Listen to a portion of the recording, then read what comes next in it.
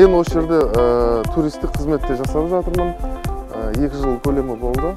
Алыс шетелдерден келген азаматтарға көмектесеміз, қауіпсіздігін сақтаймыз. Сонымен қатар шетелден келген азаматтармен қарым-қатынас орнату үшін туризм және меймандостық университеті ашылған. Сол жерде оқып, сертификат алып, білімімізді арттырып тұрамыз.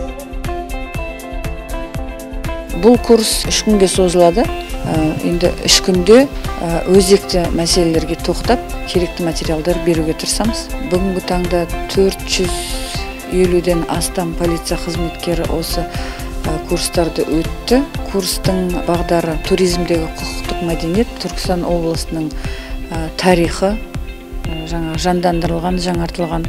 Курстың соңында міндетті түрде полиция қызметкерлерінің біліктілігін арттыру жайындағы сертификат қолдарына тапсырылады. Здравствуйте, меня зовут Динара, я инспектор туристической полиции города Туркестан. Наш штат составляет более 5 человек, создан в 2019 году в целях развития туризма, а также комфортабельного и безопасного нахождения туристов в нашем городе.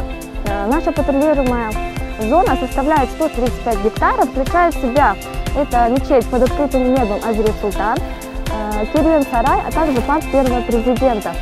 Я приглашаю всех туристов в наш город. Добро пожаловать, всех приветствую. Hello, my name is Chingiz and I'm the officer of tourist police. This is Hoja Ahmed Yasavi Mausoleum. It has become a foremost sacred site in Central Asia. It has become a tradition for all Muslims from immense territory to make a pilgrimage for Hoja Ahmed Yasavi Mausoleum.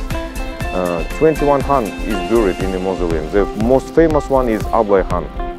We are always glad to see here tourists. Please welcome to Turkestan.